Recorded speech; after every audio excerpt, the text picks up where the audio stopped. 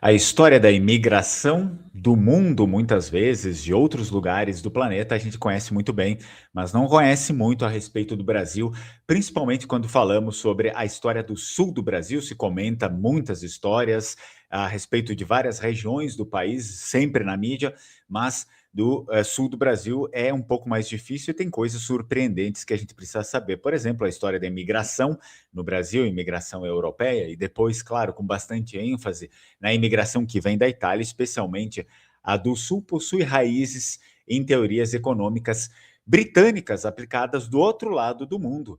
E a conexão entre o sul do Brasil e a colonização da Austrália e Nova Zelândia passa por um nome central, um autor chamado Edward Gibbon Wakefield. Se você quiser saber mais a respeito disso, fica no vídeo até o final. E por que estamos falando aqui da imigração do Sul e não a respeito do Sudeste nesse vídeo aqui? Também vou explicar isso.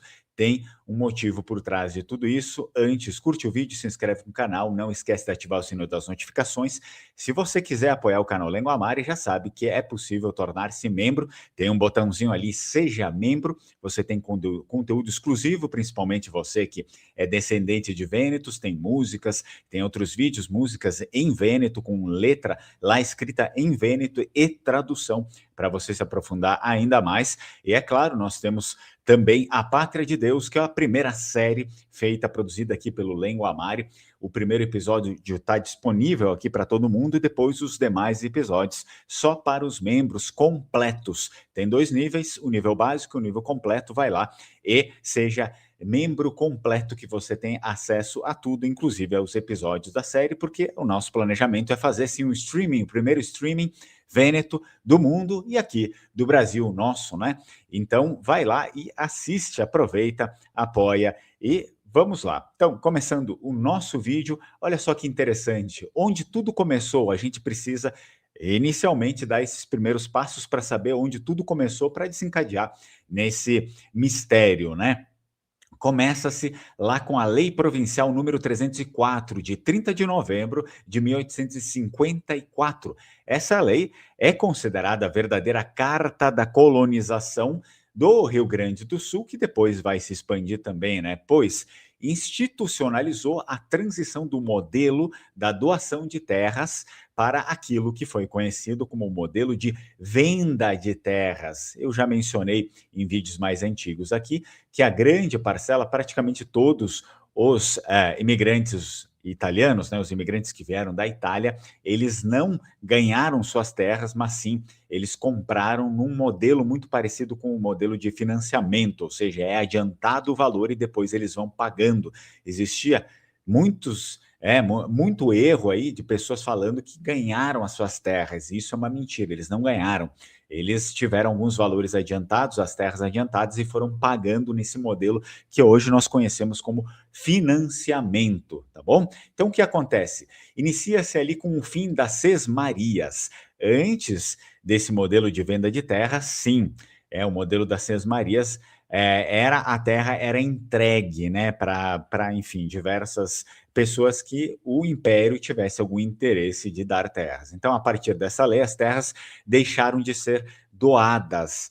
Elas passaram a ser vendidas aos colonos, seja à vista ou a crédito com prazo, aí prazos que acabaram mudando, né, a partir de um certo período, mas inicialmente prazos de 5 anos para pagamento, apenas 5 anos. Já gostaria também de pedir para você se o áudio está ok ou não, eu posso conferir rapidinho, para que a gente não fique falando por nada, né. Vamos ver. Bom, acredito que sim, pelo que eu vi aqui. Então, vamos lá, tocamos ficha. Olha só, o texto descreve a Lei 304 como uma adaptação regional da Lei de Terras Nacional de 1850, ajustada por Cansação de Sinimbu. Nós podemos colocar aqui na tela porque ele foi um dos grandes aí responsáveis por todo esse processo. Tá? E aí está o nosso Cansação de Sinimbu para a realidade do sul do Brasil. Então, o que isso incluía? Embora a terra fosse paga, a lei oferecia benefícios para atrair imigrantes a fim de chamar a imigração europeia espontânea para o sul do Brasil. Então, hospedagem e manutenção a priori seriam gratuitas lá, né, do porto de Rio Grande até o destino final desses colonos e um adiantamento reembolsável de R$ 50.000 por pessoa para despesas de viagem. Também o artigo 4, que não se sustentou por muito tempo, porque era muita despesa, né? Estabelecia prêmios em dinheiro, patacões eles chamavam, né? E R$ 1.000 para agentes que conseguissem recrutar imigrantes europeus, variando conforme a idade e o perfil, ou seja, os chefes de família. E aqui eu deixo uma observação para vocês, a priori, talvez vocês não saibam, mas a priori a imigração não deveria ter acontecido para locais como São Paulo, né, o Sudeste. Não estava no projeto inicial isso, mas sim para áreas ainda não povoadas, como era o caso inicialmente do Rio Grande do Sul, né, e subsequentemente o restante do sul do país. A imigração europeia, ela só é orientada também para São Paulo depois da crise do setor escravista, que aos poucos viu ali minguar a sua mão de obra e então começou a disputar braços para suas lavouras de café no Sudeste. Mas o início, o projeto era só para aquelas áreas que não tinham povoamento ainda. Bom, vamos lá para o projeto, se inserir um pouco mais no projeto para chegar à influência dele. O projeto que serviu de base para a imigração gaúcha foi um projeto chamado de Wakefield Scheme, o esquema de Wakefield, desenvolvido pelo teórico inglês Edward Gibbon Wakefield. Vamos colocar ele aqui na tela também para ficar mais claro. Então, ele não era apenas um economista, mas também um estrategista que queria evitar que as colônias se tornassem sociedades bárbaras. A peça central do projeto do Wakefield, esse cara que a gente está vendo aqui, era que a terra não poderia ser barata demais nem gratuita. Se a terra fosse gratuita, segundo ele, todo imigrante se tornaria proprietário imediatamente. Isso geraria falta de trabalhadores para grandes obras ou fazendas. O preço, então, no projeto deveria ser suficiente para obrigar o imigrante a trabalhar como assalariado por alguns anos antes de conseguir comprar a sua própria terra. E assim o projeto era desenhado para ser um sistema autofinanciável e organizado. Em primeiro plano era o seguinte: o governo ele vende terras públicas a um preço regulado. O segundo era que o dinheiro arrecadado com essas vendas é usado exclusivamente para financiar a vinda de mais imigrantes, pagando passagens, auxílios. E o terceiro ponto, ao contrário de uma colonização desordenada, né, uma imigração desordenada, o sistema priorizava famílias jovens e trabalhadores qualificados, garantindo o crescimento demográfico constante. A grande conexão que pouca gente conhece no Brasil e que esse modelo foi testado com sucesso na Austrália Meridional e na Nova Zelândia também. Bom, o que acontece? O Wakefield propôs que, ao manter o preço da terra alto, você criava uma sociedade civilizada com hierarquia e capital, em vez de uma fronteira selvagem. E também ele dizia que, ao adotar o seu sistema, né, o sistema de Wakefield, e isso foi adotado aqui, né, através do Sinimbu, no Rio Grande do Sul, para quê? Para buscar criar núcleos coloniais que não fossem apenas de subsistência, mas que gerassem um mercado interno robusto. O projeto do Wakefield era visto como uma alternativa moderna ao sistema escravista, promovendo o trabalho livre e a pequena e média propriedade paga, o que mudaria permanentemente a demografia e a economia, principalmente do sul do Brasil.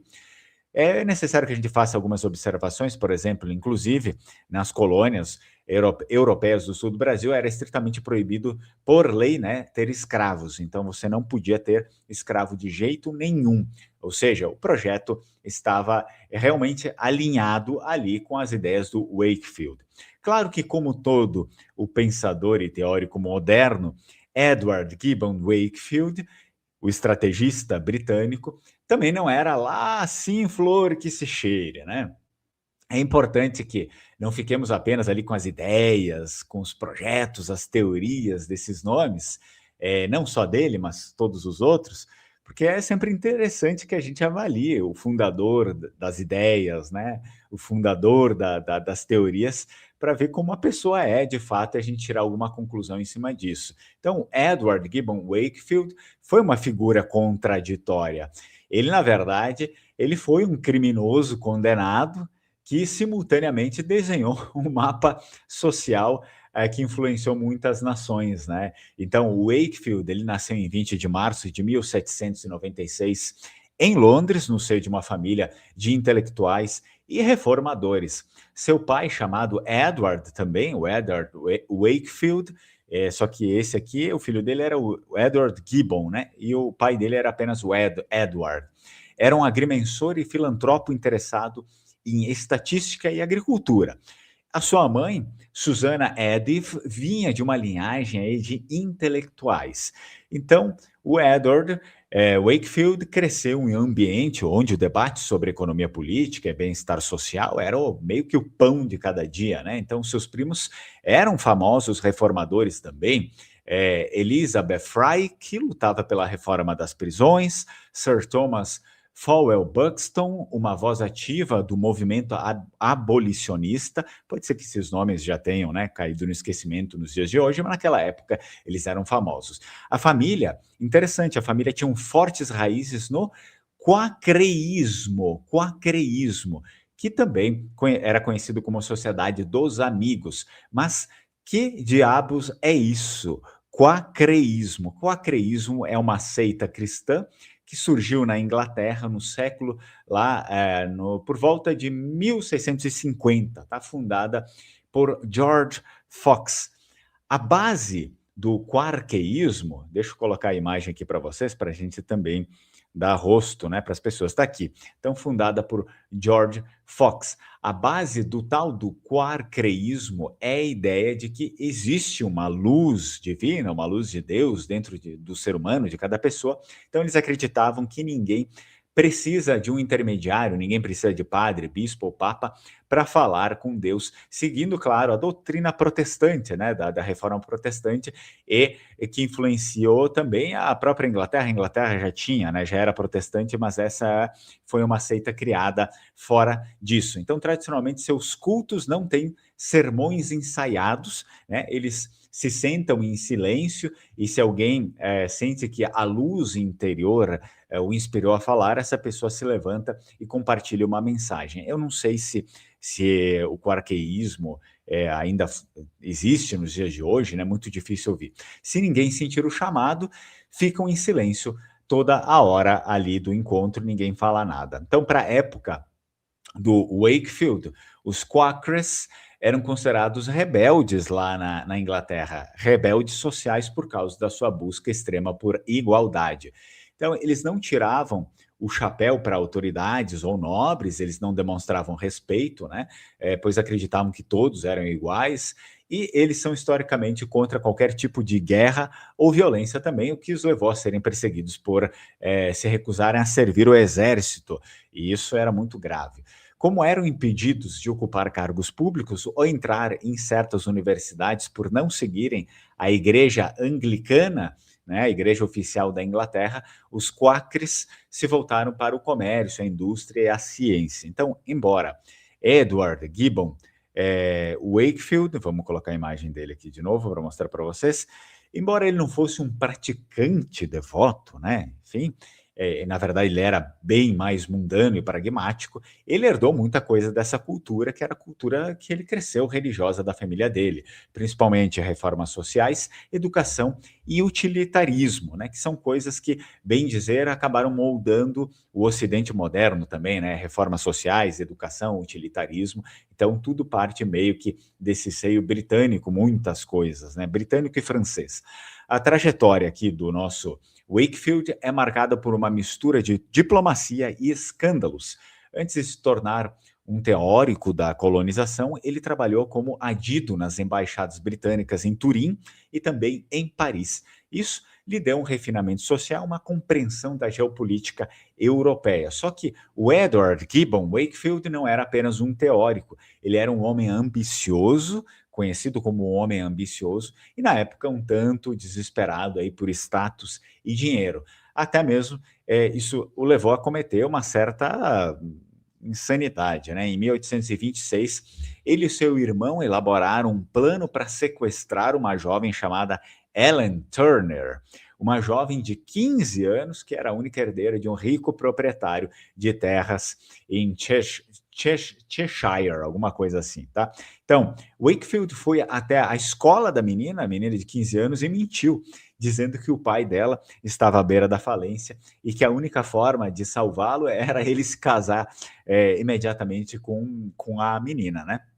Então, ou seja, a menina se casar com ele, né, para unir as fortunas e garantir o apoio financeiro. A jovem, apavorada, acreditou nessa história aqui e fugiu com ele para a Escócia, onde as leis de casamento naquela época eram bem mais flexíveis e ali eles se casaram. Então, Wakefield se casou com aquela menina de 15 anos. O plano deu, obviamente, deu errado, bem rápido, né? A família da Ellen descobriu a farsa, o casamento foi anulado pelo próprio parlamento britânico e Wakefield foi condenado a 3 anos de prisão, né, em Newgate Prison. Bom, aí é que começa a surgir, né, as ideias dele. Após o escândalo do sequestro, né, da Ellen Turner e a sua estadia na prisão de Newgate, que dura de 1827 a 1830, o Edward percebeu que precisava de um propósito para recuperar sua reputação, que naquele momento estava inteiramente destruída, acabada. Ele se tornou um escritor compulsivo dentro da prisão, mas frequentemente publicava de modo anônimo, para que ali o seu passado criminal não acabasse ofuscando as suas obras também, porque ele já estava, como diríamos hoje, ele estava queimado, né? Então foi justamente dentro da cela que ele escreveu suas obras mais famosas. Como não tinha nada para fazer, ele começou a ler sobre as colônias britânicas e percebeu que o sistema de doação de terras lá, que funcionava até então na Austrália, estava quebrado. Ele concluiu o seguinte: número um, as terras eram dadas de graça até aquele momento na Austrália. Número dois, ninguém queria trabalhar para os outros, né? Se podia ter a sua própria terra. E número três, sem trabalhadores o capital não crescia, a civilização não avançava. Então, o mais curioso é que Wakefield escreveu o livro que revolucionou a colonização na Austrália e influenciou a nossa imigração no Brasil, no sul do Brasil, principalmente iniciando no Rio Grande do Sul, fingindo que estava lá, na Austrália, quando na verdade ele estava trancado em uma cela em Londres escrevendo, né? O livro, se não me engano, se chama A Letter from Sydney. Então ele meio que dá a entender que ele está lá, né? Mas não, na verdade ele está preso, está escrevendo preso. Então ele se tornou um especialista de gabinete. As suas teorias eram tão convincentes que, após sair da prisão, ele conseguiu limpar a sua imagem totalmente a ponto de influenciar governos e se tornar a mente por trás da colonização da Austrália Meridional e da Nova Zelândia. E no Brasil, os políticos da época, principalmente Sinimbu, né, que já foi mencionado aqui, tá aí o Sinimbu, leram essas teses e pensaram: se funcionou para os ingleses civilizarem a Austrália com trabalhadores livres e venda de terras, vamos aplicar isso aqui para substituir a mão de obra escravizada. Contudo, claro que daí depois, quando ele sai da prisão, Wakefield fundou a National Colonization Society em 1830 e a sua vida passou a ser uma constante articulação política para impedir que o governo britânico continuasse desperdiçando terras nas colônias. Ele foi arquiteto, diretor da New Zealand Company e ajudou a estabelecer os assentamentos de Wellington, Nelson e New Plymouth. Na Austrália, sua influência também resultou na fundação de várias outras colônias que tinham a intenção de ser diferente de Sydney, né? Porque Sydney foi uma colônia penal inicialmente e depois as outras colônias foram de imigrantes livres e selecionados com base aí no projeto do Edward, né? Em 1838, ele viajou também para o Canadá como secretário particular do Lord Durham, justamente para financiar esses projetos, para viabilizar esses projetos de colonização controlada. Então, para entender a influência dele no Brasil, é preciso ver o Wakefield como um utilitarista, que é isso que ele era. Ele era um utilitarista, né? Ele se focava no pragmatismo, né? Na utilidade das coisas. Então, ele acreditava que a pobreza e o crime na Inglaterra eram causados pelo excesso de população. A solução era exportar esse excesso para as colônias, mas de forma científica. Ou seja, né, ele acaba influenciando vários outros lugares do mundo a partir dessas ideias aí. Ele desprezava certamente a escravidão, mas não por razões morais, né? Não vamos ser inocentes moralmente, mas sim porque achava que o trabalho livre, pago, onde o colono compra a sua terra com o fruto do seu suor, era economicamente mais eficiente e civilizador. Não há evidências, eu procurei, não há evidências de que o Wakefield tenha pisado no Brasil, tá? Ou tido contato direto com os políticos brasileiros, só que as suas ideias chegaram aqui como um produto de exportação intelectual de luxo, né? O contato que os políticos tiveram foi um contato bibliográfico e diplomático. A gente precisa entender que na década de 1840, 1850, a elite brasileira estava obcecada em encontrar uma solução para o fim do tráfico negreiro. Eles enviaram, assim, diplomatas, né, para a Europa para estudar com os casos ingleses e franceses como eles estavam lidando com as suas colônias também. Então, as ideias de Wakefield eram vistas como vanguarda da economia política e foi muito fácil essas ideias chegarem e influenciarem também o Brasil. Elas foram traduzidas e discutidas em larga escala principalmente relatórios ministeriais do Rio de Janeiro, que era a capital do Brasil. Embora o Wakefield provavelmente nem soubesse, né, localizar aí o sul do Brasil no mapa, ele se tornou um dos maiores exemplos práticos da teoria dele fora do mundo anglo-saxão. O Rio Grande do Sul, principalmente, o sul do Brasil, se tornaram um dos grandes exemplos práticos das teorias de Wakefield fora do mundo anglo-saxão. Enquanto nos Estados Unidos a terra era quase dada para atrair gente, no Rio Grande do Sul seguiu-se ali a lógica do Wakefield, a terra deve ser vendida e não dada. Isso criou o que os historiadores chamam de capitalismo de colônia. O colono chegava devendo, precisava produzir para pagar a terra, e com esse pagamento o governo financiava a vinda dos próximos colonos. E é claro que, como eu já mencionei para vocês em outros vídeos, isso foi assim no início e depois eles queriam a imigração espontânea e acabaram largando tudo também, tá? Wakefield, então, passou seus últimos anos na Nova Zelândia e não na Inglaterra, apesar dele ser inglês, vivendo de forma quase reclusa e faleceu em Wellington em 1862. É curioso, né? Curioso pensar que as regras que definiram o tamanho dos lotes e o preço de terras em diversas cidades do sul Brasil, principalmente em cidades como Caxias do Sul, Bento Gonçalves, na Serra Gaúcha, foram influenciadas por inglês que escreveu essas regras dentro de uma cela de prisão em Londres, pensando originalmente em pastores de ovelhas na Austrália. Então, é muito engraçado esse tipo de coisa ter acontecido.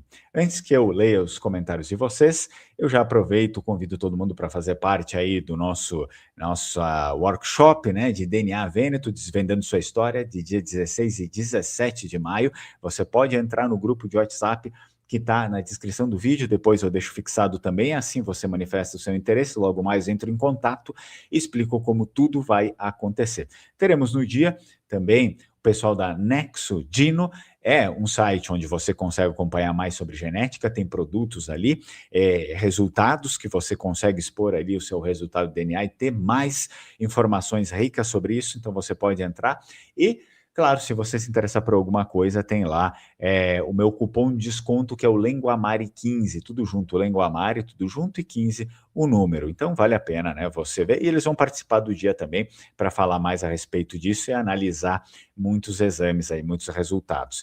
Você tem interesse em reconhecimento da cidadania italiana, outra cidadania europeia, ver como isso anda, pode falar com a Alma Cidadania, são parceiros do canal. Encaminhando seu processo, você consegue um bom desconto lá. Nós temos bandeiras do Vêneto para vender, né? Se você tiver interesse. E, claro, eu já havia mencionado para vocês, nós temos material como o Evangelho de São Marcos em língua vêneta, evangelho bilíngue, né, em língua vêneta e também português. E eu deixo aí, já deixei no link, para que vocês citado esse livro, tá? Esse livro é bem interessante também, Imigração e Poder, foi escrito pela Luisa Horniotti, lançado aqui pela Edux, que é agora esqueci, fugiu o nome, tá? A editora da Universidade de Caxias do Sul. Então você pode conferir esse livro aí, se interessar, pode comprar. Acredito que seria isso, pessoal, tá? Claro, convido mais uma vez para vocês acompanharem, né? Acompanharem a nossa primeira série Pochi lá. cristiani che saveste. Tá aí na tela. Vai lá. Então, a nossa primeira série, chamada A Pátria de Deus, você se torna o nosso membro do canal completo e tem acesso aí a essa série. Enfim, o primeiro episódio está liberado para todo mundo, mas os próximos episódios vai ser apenas para os membros. Vamos lá. Então, vou dar uma lida aqui. Aqui está ok? Beleza, obrigado, pessoal. O pessoal disse que está acompanhando. Qualquer coisa, qualquer dúvida, vocês podem deixar aqui nos comentários também. Espero que vocês tenham gostado do vídeo e nos vemos na próxima. Tchau, tchau. Strucon.